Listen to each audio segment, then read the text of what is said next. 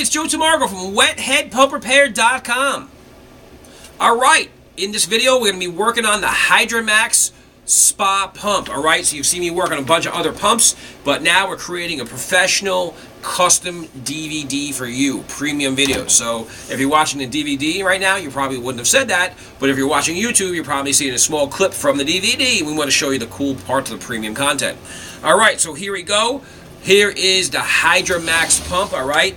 There you go, see Hydramax from Dimension 1 Spas. Okay, so what we're going to be doing in this video series is we're going to be removing the wet end, working on the motor, checking out the capacitor, and removing the whole entire back end. Okay, so this Hydramax has an A.O. Smith motor on it. It's a 2-speed motor. It's got a stationary switch and a governor on the back that we're going to be taking off later. So if you've worked on A.O. Smith motors, you know about those. If you haven't, we're going to be showing you how to work on that. All right, so the first thing I'm going to tell you how to do now is where to get the parts. If you have one at home and you don't want to send it to us and you want to do it yourself, no problem. We have kits for sale that come with the 2 bearings and the seal that we're going to be using in this video. Okay?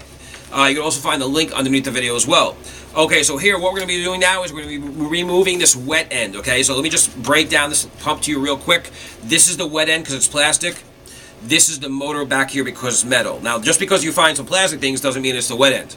But the wet end consists of the seal housing, the front cover, and the impeller inside, and also the little mechanical seal. And then after that, that becomes the motor. So what we're going to be doing today is I'm going to be using a socket. I'm going to be removing these 4 bolts. Okay, you got 1, 2, 3, 4. And once I remove those 4 bolts, I'll be able to remove this cover and access the impeller. Okay, so what I'm going to do now is I'm going to start removing these bolts. Okay, just like this. There's 4 of them.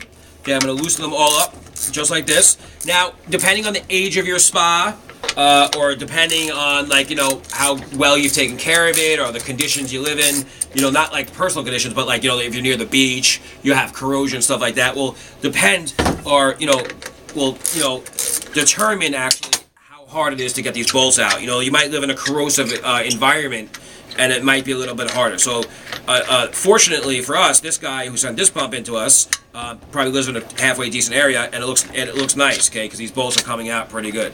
All right, so here we go. I'm going to loosen all 4 of these bolts. I'm just going to separate my socket here. I'm going to loosen all 4 of these bolts, and then once I do so, I'm going to be able to remove this cover here, and I'm going to show you the impeller. All right, so if you have a bad seal and you're watching my videos right now and your pump is leaking or it's making noise, this would be the first step. Okay, you want to remove those 4 bolts just like that. Okay, we got them all out. This is what they look like when they're out. Okay, now what I'm going to do now is just give this a little nudge, a little tap.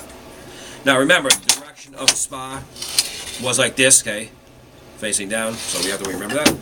And there you go. You see the impeller right there? Nice, right? See the impeller. Now, these people say, well, how do I unspin it? Man, I can't unspin it. It just keeps moving, right? Well, that's the thing. You have to hold a part of the shaft in the back. Okay, so that's what we're going to be showing you now, is we're going to be showing you how to hold the shaft and how to remove the impeller. And at that point, if your pump is just leaking, you could just, get a seal, but you really should always change the bearings as well, because, if your seal's been leaking, water probably has slipped into the motor at some point and might wash grease out. And I've seen a lot of guys, or spoke to a lot of people that just change the seals, and then a month later the bearings go, and they're like, I should have just changed the bearings while I had it apart. So remember, we got everything inside that kit. The bearings and the seals are in this kit. All right, so there you go. That is how you access the impeller on your Hydramax pump. All right, so going forward, we're gonna the next step would be to remove this back cover and show you some of the back end and start removing that, so we can grab the shaft and remove the impeller. All right, so if you're watching the premium DVD, you probably just didn't hear me say if you're watching the premium DVD. If you're watching YouTube, please make sure you subscribe. That let you get the latest and greatest to our videos, and also helps us out. And if you want to watch the next series, just look for the Hydramax Pump Repair School Part 2, and in Part 2, we're going to be showing you how to remove the back end. All right, thanks for watching. This is Joe Tamargo from WetheadPumpRepair.com. Peace!